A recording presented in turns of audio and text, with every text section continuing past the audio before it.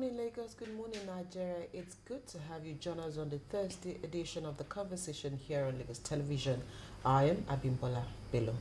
Yeah, it's a good day to be alive in Nigeria, in Lagos. I am Joy Olu. Welcome to The Conversation. I'm happy that I'm alive, in spite of everything. I know, right? And of course, some people would have slept last night and are not here this morning to witness another day. Sometimes not because we are too righteous or but it's just the grace of God. You know, I saw a story yesterday. I can't remember what northern state it was. A man who took his own life because he couldn't meet up with taking care of his family, and he took his own life. Suicide.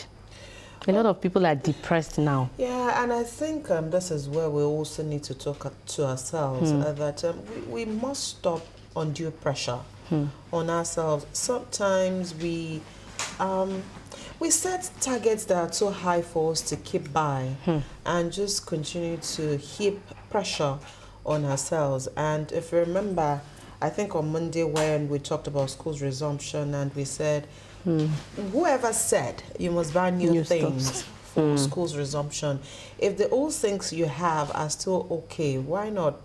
But if you can afford to buy new stuff, go ahead. So we must get to that point where we mustn't be pressured to go above our means to get certain things done. And, it's okay to also have a communication with your family members. Right now, I cannot meet up with certain things. And if you have an understanding family, your wife, your children, everybody will rally around you. And you will cut down on their expenses and just do things within your means as of now. You never know what will happen tomorrow. But this thing of us just wanting to sometimes again just please not even yourself now, people around you. It doesn't make sense. It doesn't make sense. Okay, so sometimes we don't know who we are ministering to. Yeah, it's a word for you this morning. Yeah, somebody might just be there tired of the whole situation. Hey, never say never. There's always hope for tomorrow. It might, it might be dimmed, but let's just keep hope alive and pray for a better tomorrow. Of course, Joy and I are here today, and we promise that it will be a beautiful conversation on the program today. We'll take our news point today. All right. So, should we begin from Lagos? Okay. Or yeah. Let's do that. All right. ASUU demands immediate reinstatement of 5 LASU lecturers. The Academic Staff Union of Universities Lagos Zone has called on Lagos State government to unconditionally reinstate 5 sacked executive members of the union at the Lagos State University. This is according to the coordinator of the zone, Professor Adilaja Odukoya. He made the call at a press briefing, and after the press briefing, there was a peaceful rally around the Ojol campus of LASU. The union members carried placards with inscriptions such as, "Dear Governor Babajide Sanwo-Olu, Dr. Tony Daso's contributions to education are invaluable. Release, reinstate him and others, and let justice prevail." Other inscriptions include, "LASU is the beneficiary of ASUU struggles. Recall our staffs."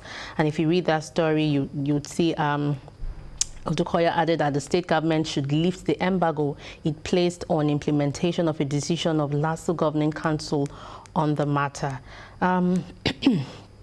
It's a long read. The matter was taken to court, and it was in September 2017 to 2019. 5 executive members of ASUU LASU were dismissed by the previous Governing Council.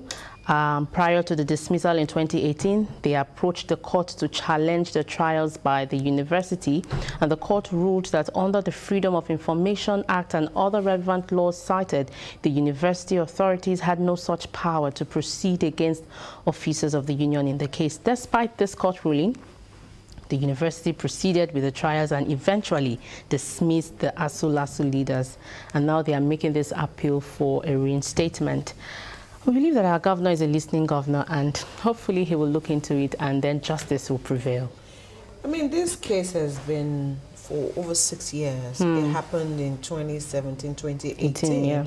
And if you also, during the read, it was expressly stated that this was during the administration of the past governing council of the institution. Perhaps there has to be a reopening of that case before the governor and the new governing council, maybe to look into what happened at that time. I mean, it's been 6 years, many things have changed, many things have happened.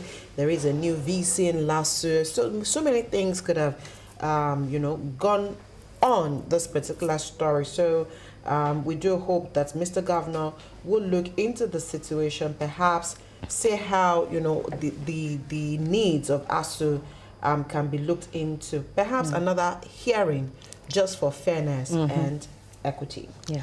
All right, the second story this morning, marketers, refiners demand total subsidy removal.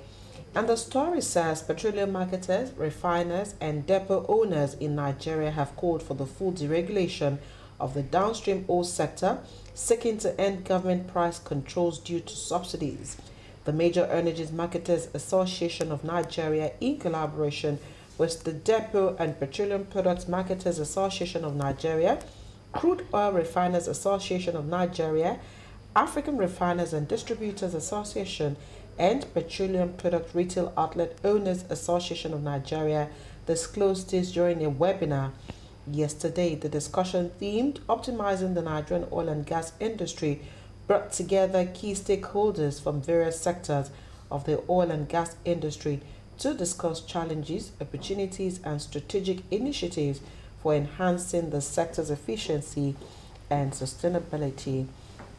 Now, part of the communique that was issued yesterday, the call for the complete deregulation and market liberalization, saying that the benefits include improved efficiency, enhanced product availability, and increased private sector participation.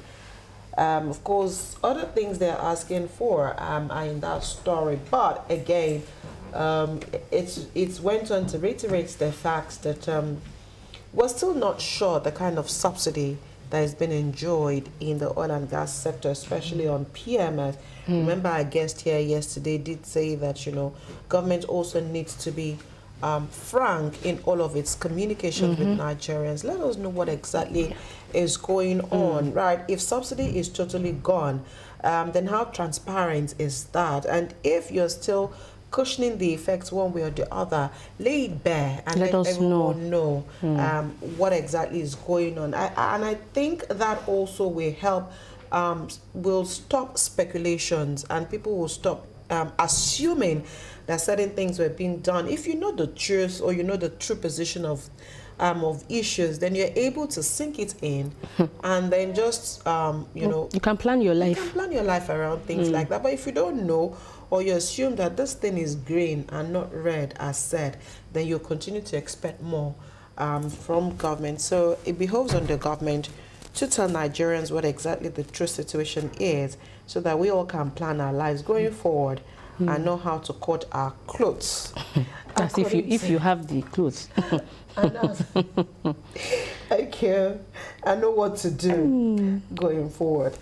All right, those are our news points for today. Let's quickly head to the X platform and take a look at one of the many trending stories on that platform. Okay, we're talking about a particular scenario where, and when we came into the studio this morning, Joy asked me a question. Is this man, is he untouchable? Is he untouchable? And I said, this is a case where a bandit is more powerful than government or the governor. And so we're talking about Bello Turji here. Of course, he issued a notice to a particular community asking that they pay 30 million naira for their security against any form of attack. I remember this particular issue I was discussing with my husband this morning when, this just came up, and I said, okay, so if peradventure they're able to pay him the 30 million, which I know they cannot pay. Why should he pay? This is a community of people who are trying so hard to even live.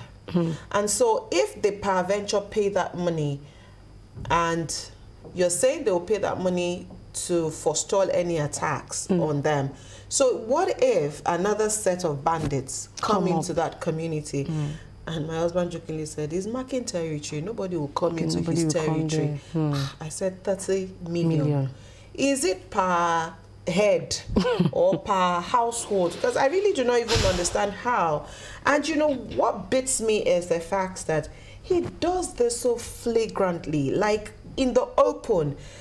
The video circulates and all of that. And you ask the question, what exactly, how audacious can someone be breaking the law of a land? You know, it reminds me of Shekau.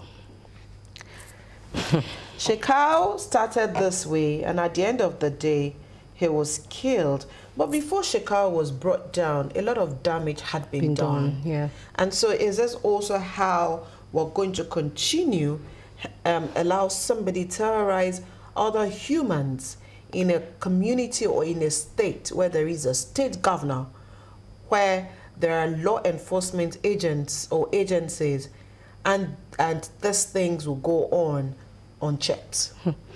And just my heart goes out to the people living in that community. They can't sleep for the fear of attacks. So now you've asked that they make payment to keep them safe. Who's going to pay? Is it the government? So if they don't pay, it means that they will get attacked.